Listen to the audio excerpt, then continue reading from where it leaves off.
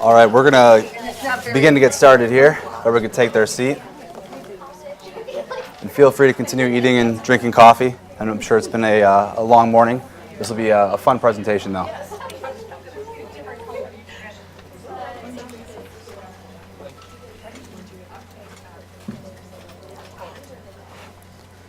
All right, perfect. So today, the topic is the power of personalization. And before we dive right into it, I'd love to do a quick show of hands out of the audience. Who's familiar with personalization and what it might be or how it's used? Just a quick show of hands. Let's get them up. Let's stretch after the food coma of lunch. All right. Just a little wave back and forth. There we go. All right, excellent. Are there any people in the room who are actually using personalization or already have plans in place to start using personalization? No hands. Either no one's doing it or no one likes to exercise, so it's sort of one of the two. Well, it's perfect. Now is your opportunity. Yeah, perfect. So this presentation will be perfect then, because what we're going to focus on is the basics of personalization, working towards how it's actually implemented, how it works, and calling real-world examples so that we're not focusing too much on technical. We'll kind of keep it more marketing and operations focused. So a quick introduction. So my name is Tim Elanius. I'm Director of Experience Marketing here at American Eagle. I have 15 plus years, which is a very long time in the web world, of building, designing, executing, back in the day of programming in Cold Fusion, I'll proudly admit, and static HTML sites. I am basically guiding acceleration of digital experiences. That's kind of my main focus here, of helping clients move into the new realm that consumers are desiring, both on B2B and B2C side. And this is my wedding photo from 8 years ago. So I don't look as good as then. I've lost a significant amount of hair in this region. And next to me is Craig. I'll let him introduce himself. Perfect. So Tim and I wearing the same blazer was similarity enough, so I chose not to use my wedding photo. I just actually got recently married last November. But I've been in the web development world for about 10 years, also as a developer and technical, and now more on the marketing and operations side. I like to think of myself as a translator. I can take requirements and objectives from marketing and let IT, technical, web developers know what that actually means, and vice versa. As a hobby of mine, I like to consider myself a professional recreational angler. So I have not yet hit the professional. I frequent the forest preserves and lakes around the area. So that's kind of my escape from the technology world. In the spring, you can join him for lunch across the way and fish with him. So. Yeah, absolutely. Catch and release, though. Catch and release. So moving into what is personalization, we just want to start off with the definition of the topic and really driving into some actual real-world examples, as Craig mentioned. So what it used to be is before we would just have marketing efforts, especially online in the digital realm, be general broadcast messages. We didn't really have a differentiation between who that message was going to, with maybe the exception of a general mail merge, putting Dear Tim in the title, or maybe even in the subject line. So it was just a broadcast message, hoping to get as much traffic as a result of that marketing push as possible. In today's world, and what everyone from a consumer perspective is saying, and what all marketing blogs and articles are being geared towards, is this unique, personalized experience, not only on the web, across all channels. So one of the biggest takeaways today that we want to make sure you understand is, as much as we talk about the website today, it includes all the different channels. We'll go into that a little deeper, but we want to make sure you understand that personalization can start on the web, but it could finish on a mobile device, it could finish in an email inbox, it could also just be a print mailer that happens. We want to make sure that it's not just digital we talk about, as heavy as that opportunity is, but how do we tie the analog world back into the digital world? And really what we're talking about too is the messaging is the content or information that your audience desires, whether that's web pages, whether it's a blog, a news article, press release, products that are for sale. It's really what the value you're providing to your audience through your different channels. So as I mentioned, it's in all channels. We talked about most of these. Social media is another one that's out there. Social media, I'll admit, is one of the most unique opportunities, but also one of the hardest to really track true successful measurement through. There's certain ways that you can track it. There's certain ROI algorithms that people have thrown out there to say this is how you measure success in social. fully admit that social is probably one of the hardest areas to actually understand what your audience is fully engaging on and how much that is really relating to a successful conversion lead on your website. What we try and do from that perspective across all channels is look at the attribution modeling, where we actually say what step of the interaction does each channel present itself in for the most opportunity. That's when that channel needs to be a focus of your efforts. So whether we start on social and we end on web, or we start in mobile and we end with a purchase, could be multiple channels involved through the whole experience. Perfect. So we're going to talk about some real-world examples of personalization just to kind of set the groundwork for what you can expect using things that you might already be familiar with. Netflix, a good example of taking personalization at a very basic level, but instantly improving the customer experience. So what we're looking at right now is actually a screenshot from my Netflix. It's kind of scary. You could probably get a good idea of what my interests are. Should have thought about that one a little bit more. So based on what I've seen in the past, what I've viewed, topics I'm interested in, Netflix is now recommending movies and TV shows that it could safely assume that I'm probably interested in, whether it's other episodes in a series I've watched or similar related episodes. So that's personalization at its core. It's making my experience more relevant based on knowing some data about me and making some very loose assumptions. That's personalization at the very basic level. Another example, again, we're going to get a look into my world. I'm actually logged into my Amazon account right here. Scroll down my shopping trends, some office supplies. Maybe I'm a little bit organized, but prettiest day dresses. Okay, first of all, I am not a cross-dresser. No, absolutely not. Like I mentioned, I'm happily married as of November, and what's mine is hers, and what's hers is hers. So in this case, my Amazon account is also hers. So I'm seeing some fashion statements here for this spring. But as you go down, dog and puppy related things. I just also got a puppy as well. It's been a big year for me. But Amazon, because it knows that I've purchased puppy things in the past, it's showing me, again, related items. Certain things only last so long with a puppy, such as a toy. There's a defined endpoint of that toy. Amazon knows that, and based on me reaching that defined endpoint, it's going to say, hey, time for a new toy. So again, using data that they know about me, but also making assumptions to make it a relevant experience. And there you go, fishing. Fishing. The saving grace. That's nice. Too bad it wasn't before the dress. Yeah, exactly. Fly fishing and dress. And we called all of these out. Perfect. We'll skip right here. One more example, taking it off web, taking it off e-commerce, taking it off video, is mobile. What you're seeing here are actually 3 screenshots from my cell phone yesterday at 5:25 p.m. It's showing information that's relevant to me based on knowing some data. Given that it was 5:25 p.m., it's showing me directions to home and what traffic looks like. I didn't ask for traffic. I didn't say, hey, Google, how long does it take me to get home?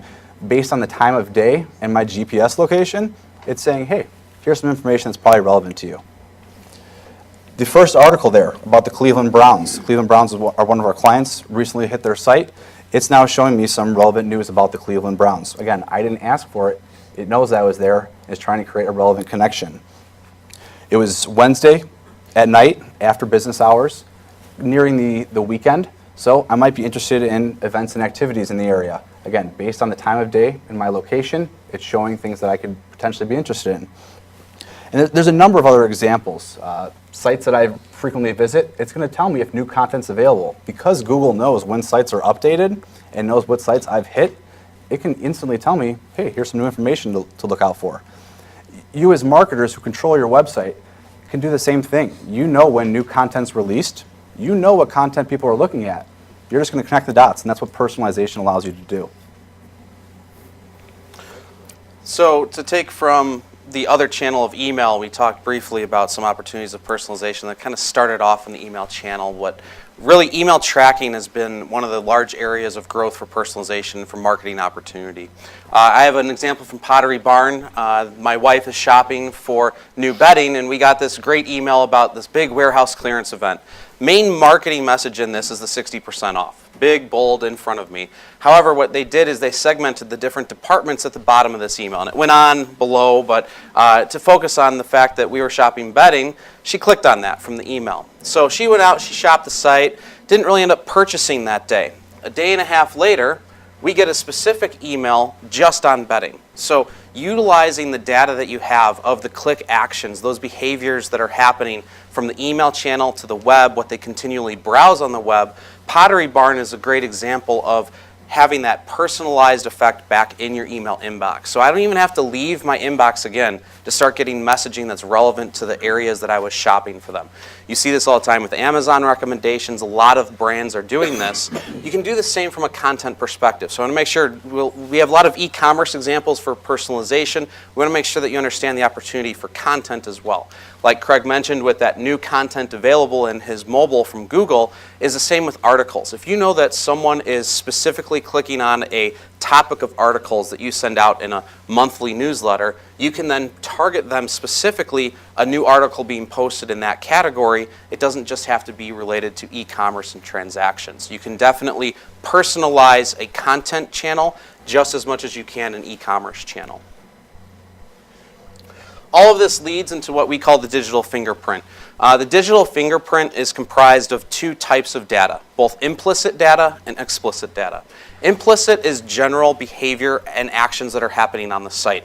It does not require the visitor to submit any information to you, and it doesn't require you to have a database of information about that user. Explicit is the opposite. That's your CRM system, it's your order history database, it's the data that you already know about a customer that you can explicitly use in personalization. Pottery Barn knows my ordering history, so they know to target me with home office organization. I'm a big organization guy like Craig, and they know that, hey, you bought this desk set, so now we're going to target you with the chair, with the desk organization accessories, and they can target that all to me based off of past order history. And they can do it in multiple channels. They can do it on the web, they can do it in print, they can do it in email. It doesn't matter which channel, it's just that they have that data about me. And a lot of this information, too, is also stored in Google Analytics. So if you're not utilizing a CRM or it's not applicable to your business, a lot of this data you already have. It's just kind of sitting there. It's up to you to take it, use it, and make it part of that personalized experience. A few other examples from the list here would be campaigns. So if you're running any paid campaigns through Google PPC with AdWords or display advertising, you can actually use campaign IDs in the name of a specific campaign to continue targeting on your site. They hit a specific landing page, it's extremely tailored to that campaign, it's more likely to be successful for you in that engagement with that visitor.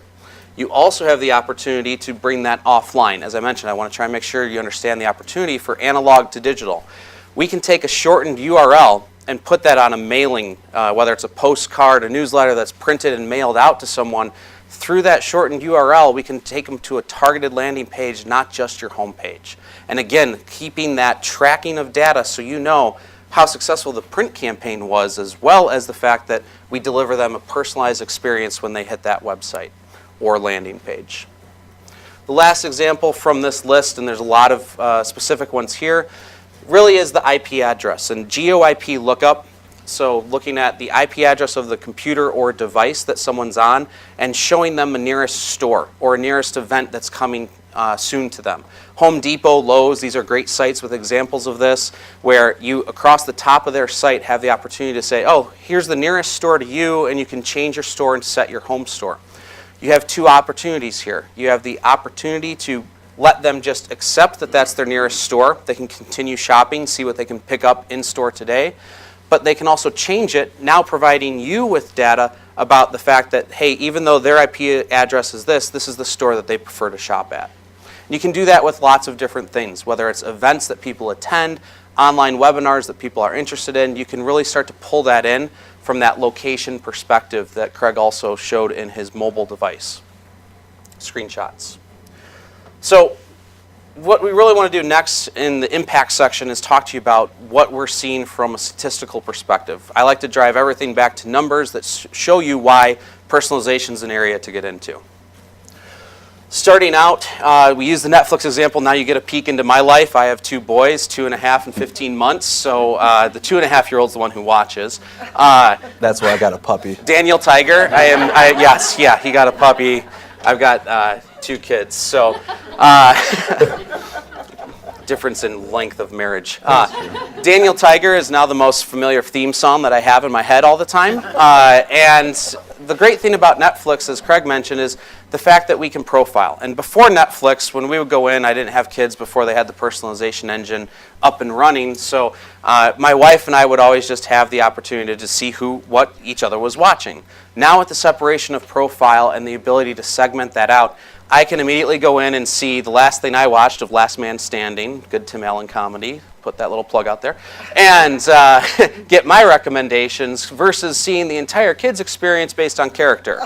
I fully admit sometimes I go into the kids and I look for certain characters. Curious George is good with my son. But it's that personalization that gets away from the frustrated experience. So the great statistics that we have here on the screen, 74%.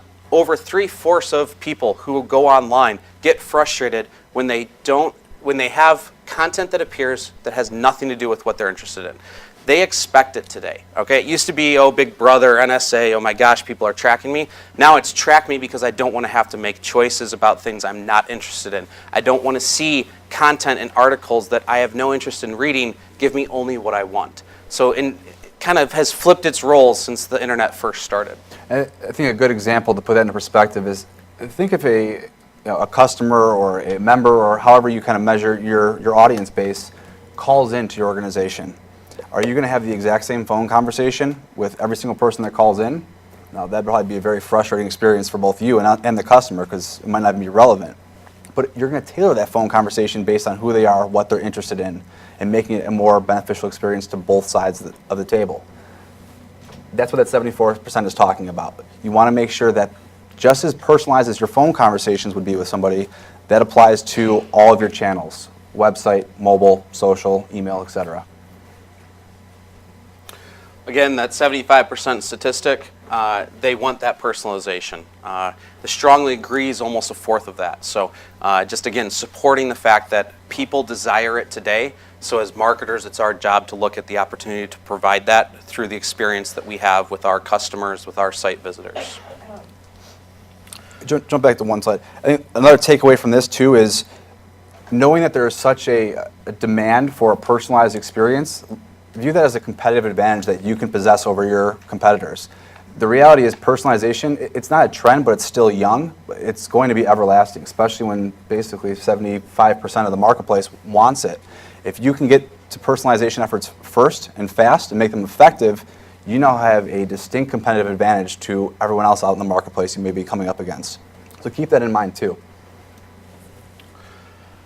Again, just talking about some benefits is it improves your understanding of your customers and their interests. So through the way that we can collect data today, you have the advantage of knowing exactly what an individual is interested in. You know what they're buying, you know what they're consuming content-wise on your site, so you have that opportunity to engage with them at such a unique personal level that you can basically be having a conversation with them without being next to them. And that's really the ultimate goal of personalization, is that you're giving such a unique experience to them that they want to continue coming back to you. The stickiness factor, we call it, with a website.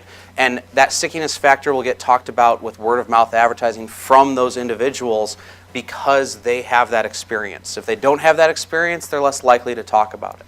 The other opportunity is just the fact that they're coming back to you. You start to continually gather data to make decisions about what to personalize next for them.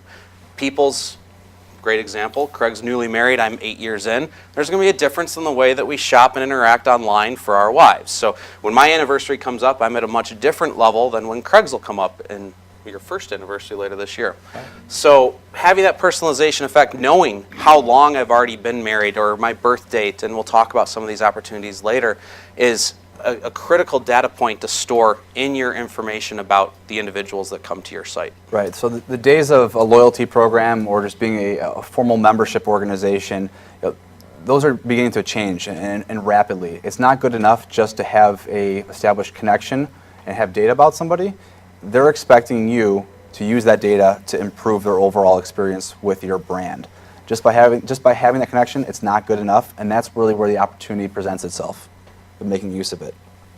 So, a couple other things that contribute to a deeper level of personalization. Aside from all the data, we can look at things that influence how people behave on your website or other different channels. So, we pretty much beat GPS and location to a pulp, but location is extremely important. Just by knowing that, there's a lot of assumptions we can make and a lot of facts that we can understand and present content based on location.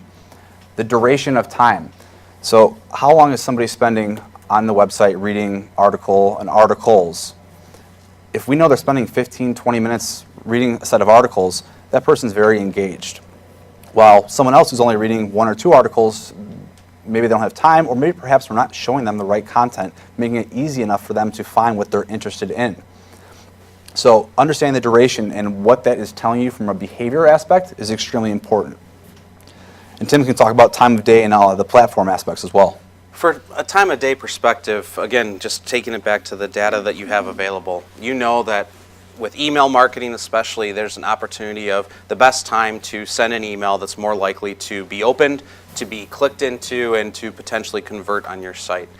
Same can go for social media and different experiences on your website. So as we look at that time of day factor, we can also start to take your target audiences, whether it's a specific persona. You know that typically this content is being consumed by this target audience between the hours of 8 to 10. That's when you need to market to them. However, this other group that you're targeting is more later in the evening, more of the after dinner type of aspect. You want to send those messages at that time. The parents and the newly married. Yes, the parents. So mine's more like 9 o'clock after trying to get bedtime started at 7. And yeah, you get all the time in the world. So, I love my kids, don't get me wrong. He's got to walk the puppy. Yes, he has the puppy aspect. Enjoy Cheers. that one.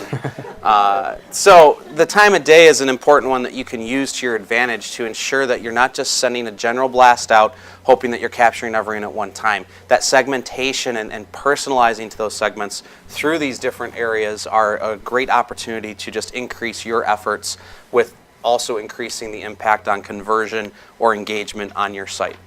From a platform perspective, we're kind of hitting this one across the head very heavily as well, but making sure that not only do I start my experience on my phone or my tablet and I may complete it on my desktop for a computer, or if it's a mailer and then I go through a tablet, it's making sure that we're tracking each of those devices, and there's the ability now that if you have a login, a My Account section, that we know that they've logged in on a tablet last, we can continue that browsing experience on that computer so they don't have to start over. Looking for those opportunities to drive that cross-channel experience, cross-device experience is huge, because now you're getting them that much closer to completing what they started versus having to say, okay, I started, I left off here, I come back on my PC. What is my next opportunity? And with the changes that Apple and Google are making with Android of that handoff aspect where I can walk from having a browsing tab open on my mobile device and go to my computer and complete that action is a critical aspect. That needs to tie into any other marketing efforts you have as well. So if we can set a data value, one of those explicit values into a database on your site to say, hey, they started on their phone, here's the last page they left off on, we can continue that experience for them the next time they come onto that site. And in order to do that too, I mean, the biggest takeaway is that you have to make sure that the way in which your website or your content is being served up will be intuitive for any potential user on all the various device types as well. So I'm sure you may have heard about responsive design, mobile sites, and things of that nature. That's not necessarily a must-have, but it's something that you definitely want to consider when exploring personalization. Otherwise, you're potentially abandoning a large demographic of visitors who are on mobile devices if your website's not serving up a mobile experience. So let's talk about a few methods. We've given you some statistics. We've talked about what personalization is, given you a little peek into our personal lives. What can you do as marketers? So it all starts with the road to personalization. You have all these visitors, okay? So what do we do with them? Well, first, we need to make sure that we collect that data and their behaviors that are happening. That's through Google Analytics. That's through personalization, third-party tools that are out there. Maybe even the platform that you're on has some of these capabilities for tracking and collecting this data.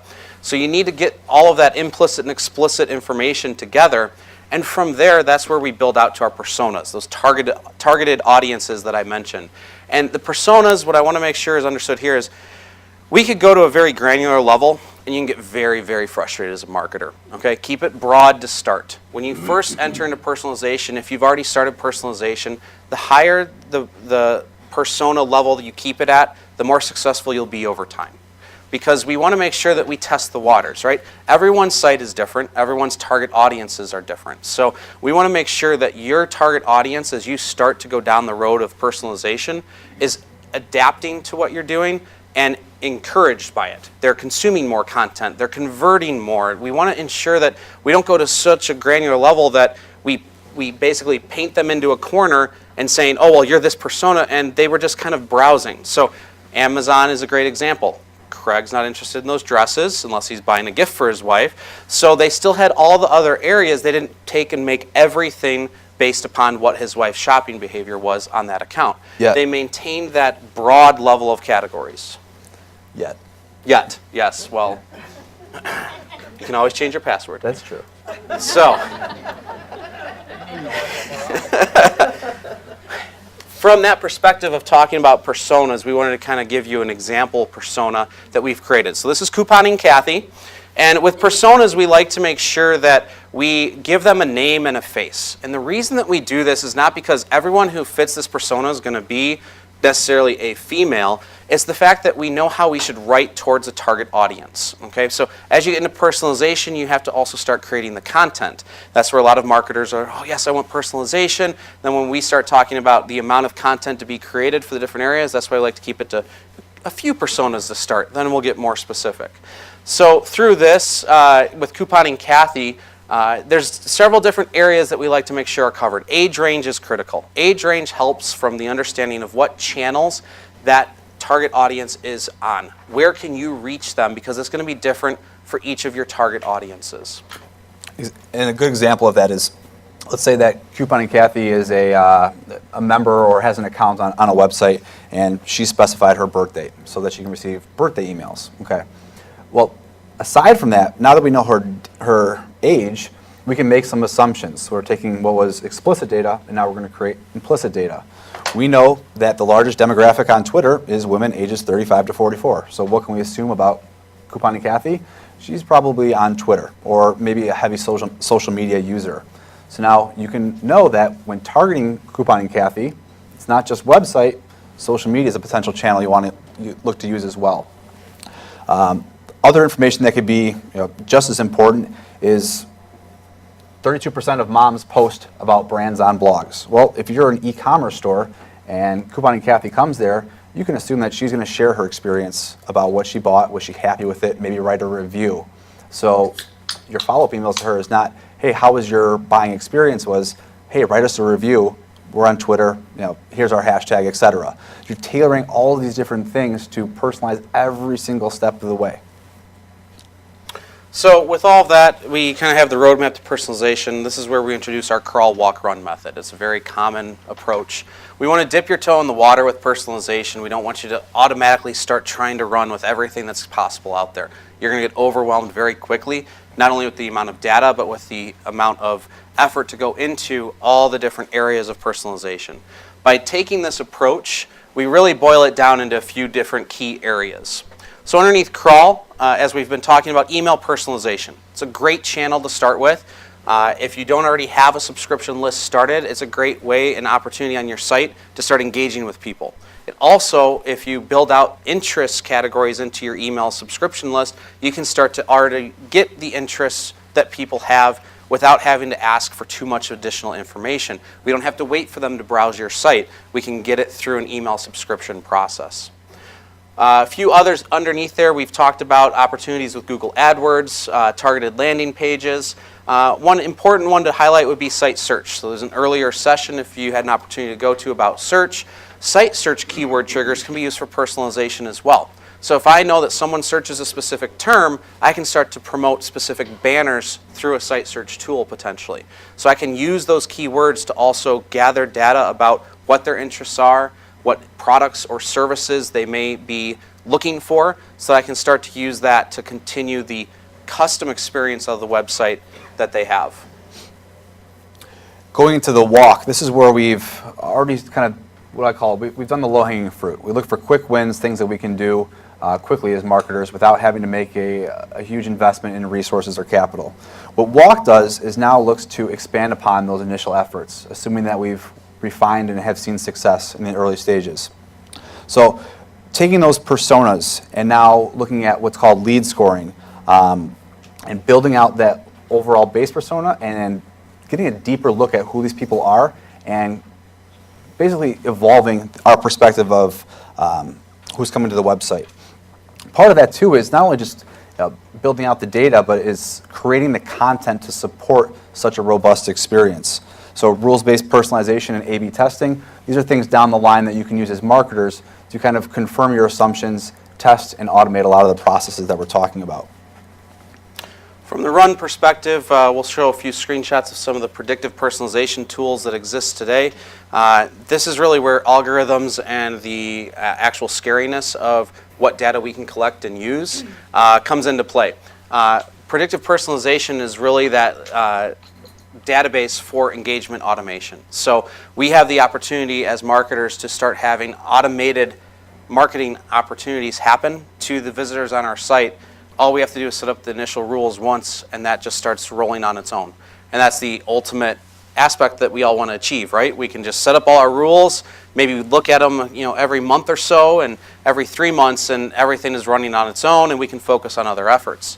That engagement automation, though, takes time. And as I mentioned earlier, we start with the crawl, we start with the higher level of personas that are being defined so that you don't have the initial jump into this where we paint everyone into a corner and we start saying, oh, well, because of what your interests were, you're this type of persona, when they may switch personas. We have to have a good understanding of those different opportunities to let people change which persona they're profiled into, as well as know that certain personas will only be good for a length of time. So the puppy stage will eventually end. My kids will eventually get into a different level of either clothing needs, hopefully shows. I want to move them over to more, the ones I like Transformers. And then, I'll have those opportunities to continue educating my children in the right way. Now, so this all stems into that full system aspect. So do you have a CRM? Do you have an AMS? Do you have a system that's collecting this data? And if you are collecting it, how are you reporting on it? How are you ensuring that success is going to happen in your marketing efforts? And that's where this run stage comes into play with integrating all those systems so that we get a single view of your customer, whether they're on mobile, they've engaged with you on print, or they've done something on social. And keep in mind too, the crawl, walk, run approach does not mean that you always have to aspire to be in the run phase. You might find great success staying in crawl, and that's good enough. That's perfectly okay. The biggest takeaway is that you want to at least do something to make the experience more relevant. Not all these might be applicable, or it's just more effort than we can put into it. Focus on the things that are quick wins. That's the biggest takeaway. Quick wins, small improvements that impact your customer experience. So we're going to look at some crawl examples and put it into context. As we talked about before, email personalization. Based on someone having an account or telling me their birth date, we can now follow up with a timely email with a happy birthday offer. On the left side, this is actually a site we built for the Cleveland Browns, their fan club. I've logged into my dashboard. So traditional approach, I have an account, I log in, I see my dashboard, some information about myself. But with personalization, we can now take that data and show content that is relevant to me as a fan of the Cleveland Browns. And again, this is an example. I'm not a Cleveland Browns fan. Chicago Bears. But because this site knows me as a Browns fan and my location on my profile, it's now, again, showing me events that they think are relevant based on all of that data. Instead of saying, here's our full calendar, here's the categories, find something you might like. We're taking that out of the equation. So I have not done anything except log in, and relevant information is brought to me. From a walk perspective, this is where we start talking about persona scoring. It all starts with the typical funnel aspect. So everyone's heard of the sales funnel, lead funnel. It's different in each industry. What we're looking at here is saying, okay, there's two main groups of ways that we score people when it comes to personalization. The first is referential. Referential means that I am just referring to specific content on a site. I am browsing a web page, I am going in and reading a blog article, I'm watching a video that you've posted. I'm not having to commit any other data to you to consume that content. Okay? So typically when we start adding points to this persona scoring aspect, referential is on the low end, right? A video is a little bit more commitment. They're going to sit and watch. We can actually track how long they're watching. And then we can see, okay, that's a little bit more value to us in what they've been doing on our site. Transactional is where they have to commit data. They sign up for a webinar. They are filling out a contact us form. They're registering for an account on a site. Because they have to give us their personal information to do those actions, we are treating that as a higher engagement value. So we put a higher point value to it. These point values, as you go throughout the site and the experience, whether you're on a mobile device, whatever channel it may be, allows us to start profiling that person towards a persona. And with that, we move into the kind of bottom screenshot that talks about how those point values start to increase for different personas based off of different interactions that they've had. Right, and this helps kind of frame out the how the personas bring people to the relevant content. And like Tim mentioned earlier, we don't want to back somebody in a corner. So in order for, we'll say, our personalization system to know that somebody is, couponing Kathy, she has to have achieved 150 points based on any of these actions on the website. So maybe it's viewing articles related to coupons and discounts, or always opening up emails that have an offer, but never opening up an email that's a newsletter. Based on these behaviors and what she's doing, we can now assign those points, aggregate them, and then make that assumption that, okay, this person, based on what they've done on the site, is probably a couponing Kathy at this point. So it's really kind of like qualifying in the sales process. You're taking what you know about them, and at a certain point, they become qualified. The qualification here is assigning that person a distinct persona so that we can now personalize the experience. After we've done all that, we're collecting all this data. That's what leads us into that run stage of what we identified as the predictive personalization. An example here is from a tool that allows us to take and say, okay, from all the different conversion points, goals, actions that can happen on a site, here's typically what that percentage of completing that goal looks like for that type of user. With that predictive personalization then starts to bring in what's on the right side of that image of the recommendation. By looking to offer up another specific piece of content, you're most likely going to increase the chances of converting that user up to 72% versus 68%. So this is where those algorithms come into play to actually inform you what content should be displayed next to that user so that they are more likely to convert for whatever your goal is. It could be that you're having a lead form submitted. It could be that they're completing a purchase. Whatever that specific conversion is on your site, this tool starts to actually provide you custom recommendations based off of, at the high level, the persona segments that have been created, but then you can actually take it to the individual level, and we have every single visitor identified, and you can start to have automated content be personalized for an individual to look to increase by that much of a percentage. Really, this is marketer's best friend.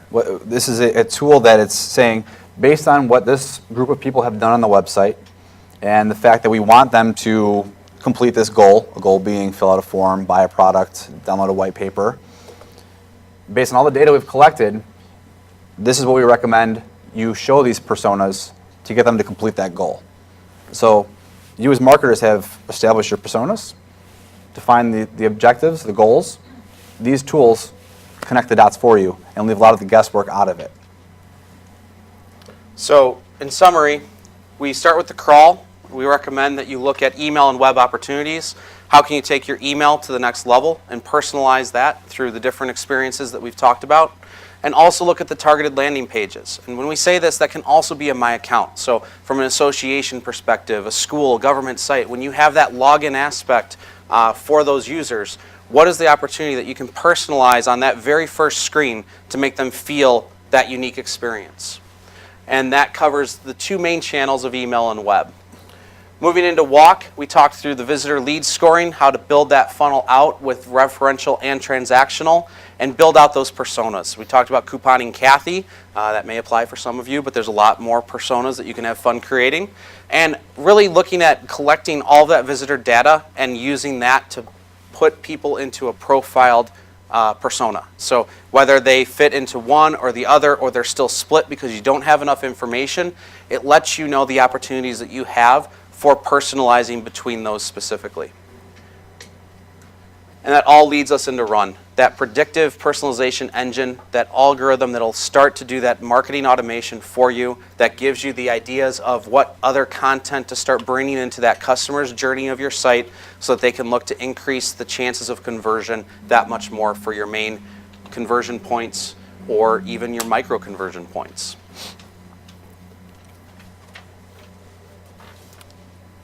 Questions? Yes. So what types of tools do you guys recommend working with? Like, I'm familiar with HubSpot and Arteno.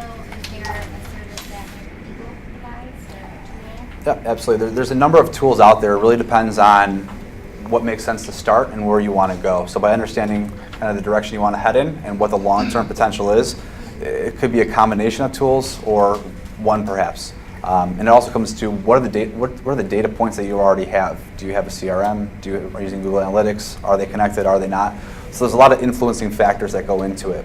But first and foremost, the content management system, if website's going to be a main personalization aspect, there's a number of content management systems that we work with that now have those capabilities. Again, it's a newer trend, so we're starting to see it now built into the latest releases of the technologies we use.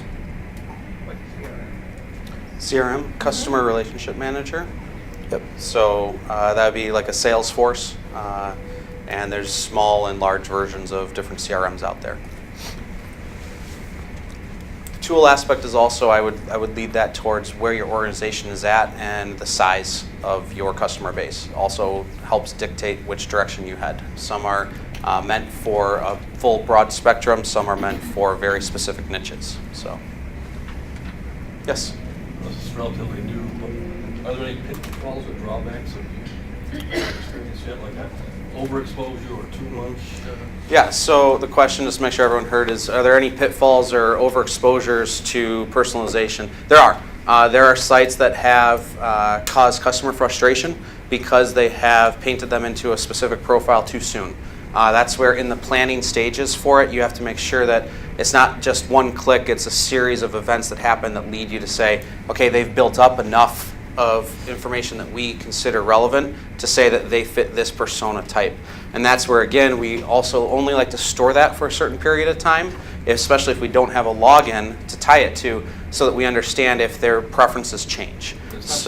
It's not static at all. It's constantly shifting and changing, because especially as you add more content as a marketer to your site, there's going to be opportunity that they're consuming new information that you still want to get in front of them that may be interesting to them, that if you have them kept in one persona, they may never see again. So there's a very fine line to it, and that's why you do have to have that analysis aspect. I think doing too much is also a potential risk as well. You want to start slow on the crawl, walk, run. Find those quick wins, find small success, and let the trends and data and also your customer feedback help influence how robust you're going to take it. Right? Because something is, if personalized emails are working, great, call it a day if that works. If it's not, explore different channels. So kind of take a methodical approach to how you do personalization. Yes. And are you seeing that more people are willing to log into our website, like your Cleveland Brown site, your dashboard? Right. In years past, people were so against coming to log into another site, but now because they are wanting so much content delivered to them, only is relevant to them. Are you seeing that they're not minding this login? So the login is, it's the barrier between asking someone to sign up for an account has all but fallen, because as long as you're providing value to that person by having a login, it's okay. Because Facebook and Twitter and even Amazon have become so big, people can just log in with that account credentials. So you don't have to go through all the steps of filling out all these fields, and you as marketers, you can pull all that information in automatically, so you get that social data to your system. But yeah, it comes down, are you providing them value, and is it worth them to log in? Commenting on articles is a good example. In order to comment, log in. So it doesn't have to be a true, you're a member, you are not. It's in order to get some value out of the experience, just log in. We have time for one more question. There's one more out there. Yes. When you're creating your personas, are you conducting user interviews, or how are you going about that? For creating personas, are we conducting user interviews? It varies. Some clients have had us create personas with just doing data analysis. So we use Google Analytics, we use other data that's available to us through different databases on the web to target and see what those personas and those visitors are most likely from a demographic perspective. And some do have us do interviews, both from an online polling survey side as well as full-blown focus groups. So I've led full focus groups to understand needs and wants between different divisions. So from a school district perspective, that's one that we've done heavily, of understanding parents' needs versus administrators, board of education, and even the teachers and support staff. And then we combine all of that in to say, okay, for this type of user, here's how we build out navigation, the information that's presented, especially from the event calendar perspective. So it's really a mixture depending on what the client's needs are and how much they want to involve an external approach to pulling their visitors into the process. I think one thing that we always recommend to start with too is look inside. Look at the information you already have about your customers and your members, and the foremost expert are going to be yourselves. You know your audience the best. Start there and then start digging deeper. We went through the same exercise not too long ago, and just by looking at our customer base, we came up with an interesting stat. A large majority, I think it was over 60% of our customers, have been in business for over 25 years. So while we have a number of clients, that's not a stat that we'd immediately know without looking at our data. That lends itself very well to a potential persona that we're targeting businesses who have been in business for over 25 years. So just by looking within, you'll find a lot of interesting facts that could play into the personalization engine. All right. Well, thank you for your time. If there's any other follow-up questions, there's an email that you can send.